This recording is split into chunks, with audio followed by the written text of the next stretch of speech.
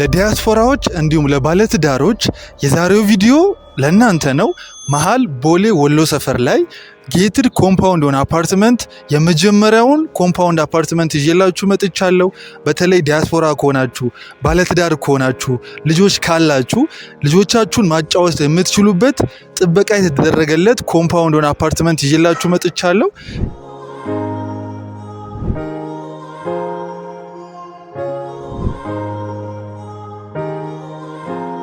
የሚገኘው መሃል ቦሌ ወሎ ሰፈር ላይ ነው። በተለምዶ ወንጌላዊት ተብላ በምትጠራው ሰፈር ላይ ነው። ከቦሌ አየር መንገድ እንዲሁም ከሳር ቤት ከሜክሲኮ በጣም ቅርብ ቦታ ላይ 10 እና 15 ደቂቃ ድራይቭ አድርገን መድረስ የምንችልበት አካባቢ ላይ ኮምፓውንድ ሆነ አፓርትመንት ይዤላችሁ መጥቻለሁ። እነዚህን አፓርትመንት ቤቶች እየገነባልን ያለው እየሸጠ ያለው ደግሞ ላለፉት 50 ዓመት የተለያዩ ስራዎች ላይ የቆየው ጊዮን ሆምስ ሪል ስቴት ነው። በውስጡ ወደ 8 የሚጠጉ እህት ኩባንያዎች ይገኛሉ።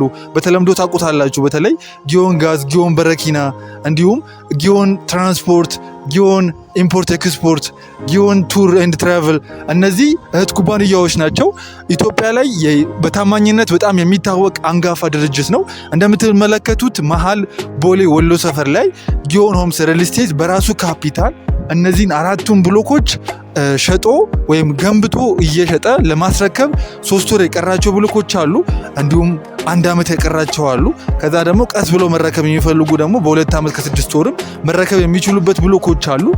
አፓርትመንት ቤቱ የሚገኘው መሃል ቦሌ ወሎ ሰፈር ላይ ነው።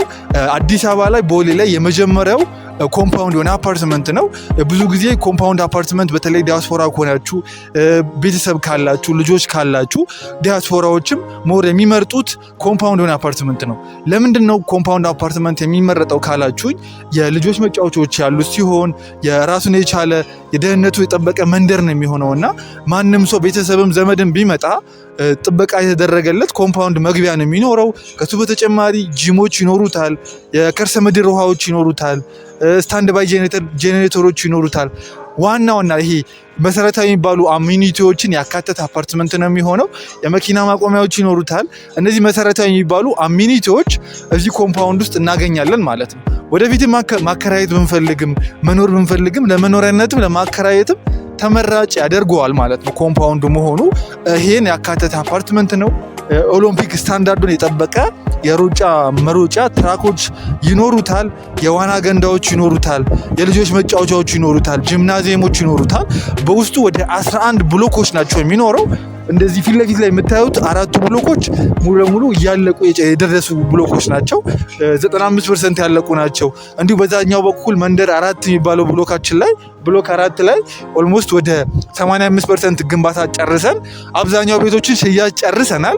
አሁን ላይ ደግሞ ብሎክ 5 እና ብሎክ 6ን በ10% ቅድመ ክፍያ ካምፓኒው ይዞላችሁ መጥቶላችኋል ማለት ነው። ያ ማለት ከ980 ሺህ ብር ጀምሮ መሃል ቦሌ ወሎ ሰፈር ላይ የቤት ባለቤት መሆን ትችላላችሁ። ብዙ ጊዜ ኢትዮጵያ ላይ የሚነሳው የትረስት ጉዳይ ነው። የገንብቶ የማስረከብ ጥያቄዎች ይነሳሉ። እዚህ ጋር ግን እንደምታዩት የተገነባ በአይን የሚታይ ነገር ስለሆነ ምንም አይነት የትረስት ኢሹ አይኖርብንም ማለት ነው። ፊት ለፊት ላይ የተገነቡ 4 ብሎኮች አሉን።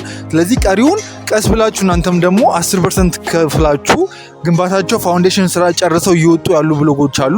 ከነዚህ ብሎኮች ፊት ለፊት ላይ በአጭር ጊዜ ውስጥ የምትረከቡት በ10% ቅድመ ክፍያ ባለ 1 መኝታ፣ ባለ 2 መኝታ፣ ባለ 3 መኝታ እስከ ባለ 4 መኝታ ከ94 ካሬ ጀምሮ እስከ 216 ካሬ ትላልቅ ካሬዎችንም እኛ ጋር ማግኘት ትችላላችሁ። ባለ 1 መኝታ 94 ካሬ በ105 ሺህ ብር በካሬ እየተሸጡ ይገኛሉ። እነዚህም ቤቶች በአካል መታችሁ መጎብኘት ትችላላችሁ። ቀስ ብላችሁ መክፈል ትችላላችሁ። እነዚህ ላይ ደግሞ የተሻለ በአጭር ጊዜ መረከብ የምትፈልጉ ከሆነ በ2 ወርና በ3 ወርም መረከብ የምትችሏቸውን ቤቶች የራሳችሁ ማድረግ ትችላላችሁ። ራሱን የቻለ ዲጂታል ካርታ የወጣላቸው ናቸው። ቀስ ብላችሁ መክፈል የምትፈልጉ ከሆነ ደግሞ በ10% እንደነገርኳችሁ ባለ 1 መኝታውን 9,800,000 ብር ነው የሚሆነው ጠቅላላ ክፍያው። እናንተ 10%ቱን 980 ሺህ ብሩን ከፍላችሁ የቤት ባለቤት መሆን ትችላላችሁ። ባለ 2 መኝታ ደግሞ 144 ካሬ እና 146 ካሬ የተለያዩ 2 አይነት አማራጮች ይኖሩናል። እነዚህን ደግሞ በ15 ሚሊዮን ጠቅላላ ክፍያ በ10% ቅድመ ክፍያ ያ ማለት በ1.5 ሺህ ብር የቤት ባለቤት መሆን ትችላላችሁ። እንዲሁም ባለ 3 መኝታ 150 ካሬ እሱም በተመሳሳይ ከ15 ሚሊዮን ብር ጀምሮ በተለያየ ካሬ አማራጮች ከ1.5 ሺህ ብር ቅድመ ክፍያ ጀምሮ የባለ 3 መኝታ መሃል ቦሌ ወሎ ሰፈር ላይ የቤት ባለቤት መሆን ትችላላችሁ።